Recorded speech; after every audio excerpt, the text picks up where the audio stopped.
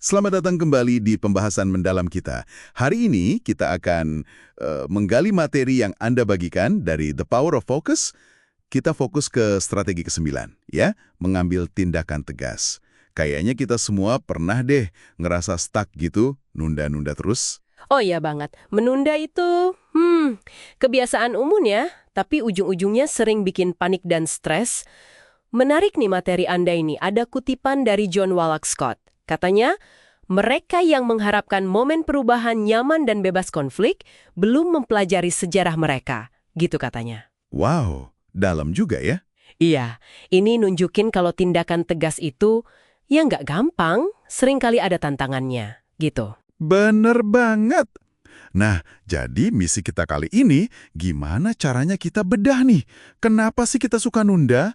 Terus gimana caranya biar bisa lebih tegas bertindak? Terutama soal lihat peluang sama ngelola keuangan ya. Berdasarkan bacaan Anda ini, yuk kita mulai bedah lebih dalam. Yang menarik, di buku ini dibilang, nggak semua nunda itu jelek loh. Ada istilahnya proses inkubasi ide. Jadi, jeda sebentar sebelum aksi itu malah penting, biar idenya matang dulu.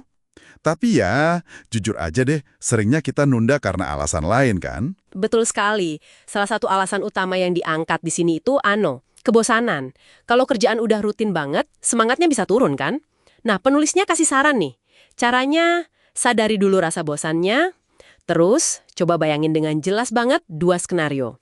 Apa akibat buruknya kalau Anda nggak bertindak, sama apa enaknya kalau Anda bertindak tegas. Oh, jadi dibikin kontras gitu ya, sakit versus senang. Iya, gitu. Visualisasi ini katanya bisa jadi pendorong kuat. Semacam memaksa kita gerak gitu loh. Menarik, menarik. Kayak terapi kejut buat diri sendiri ya. Mungkin perlu dicoba nih. Ngomongin tindakan tegas, di sini ada cerita Cameron Johnson. Keren banget ini. Bayangin deh, umur 9 tahun udah mulai bisnis kartu ucapan sendiri. Gila ya, 9 tahun. Iya kan? Terus umur 12 dia jualan Beanie Babies online. Setahun kemudian profitnya $50.000. Belum selesai, umur 15 dia ikut bikin perusahaan iklan online. Penghasilannya $15.000 per hari. Wow. Itu sih contoh nyata banget ya. Lihat peluang, langsung sikat gitu. Dari kecil lagi. Benar. Nah ini nyambung nih sama idenya Jack Canfield yang juga dibahas di sini kan? Apa ya yang ada di situasi ini gitu kan? Iya persis, kuncinya itu katanya di kesadaran. Jadi kita harus peka sama tren, sama lingkungan sekitar. Terus jangan berhenti nanya.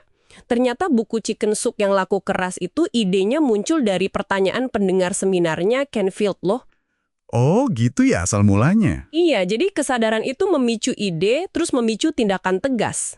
Oke. Terus gimana nih kalau diterapin ke soal keuangan?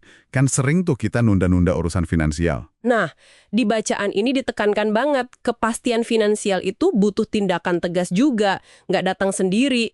Uang itu dilihat sebagai imbalan atas nilai atau layanan yang kita kasih. Jadi, fokusnya harus ke penciptaan nilai dulu.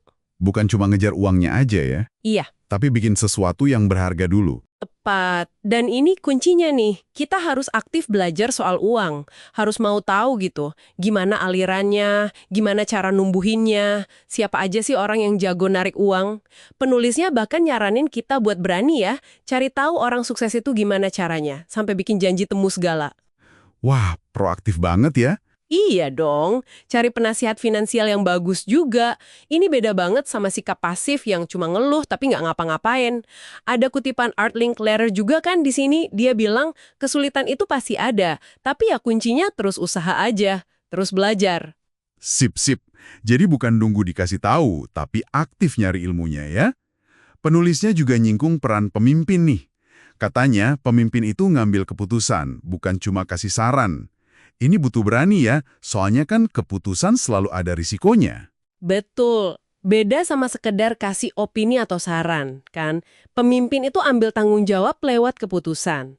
Jadi, kalau dirangkum nih ya, buat pindah dari nunda-nunda ke tindakan tegas itu, kuncinya sadari dulu penyebabnya, misalnya bosen. Terus pakai visualisasi tadi, bayangin akibat buruk dan enaknya, biar jadi pendorong. Dan yang penting juga, aktif cari peluang sama pengetahuan, terutama soal duit. Jadi ini soal pilihan sadar ya. Milih untuk bergerak, bukan nunggu momen yang pas banget, yang mungkin nggak akan pernah datang. Persis, ini soal pilihan sadar kita untuk maju. Oke.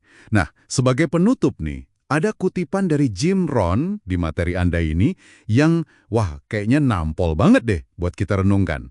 Gini bunyinya, biarkan orang lain menjalani hidup yang kecil, tapi jangan Anda.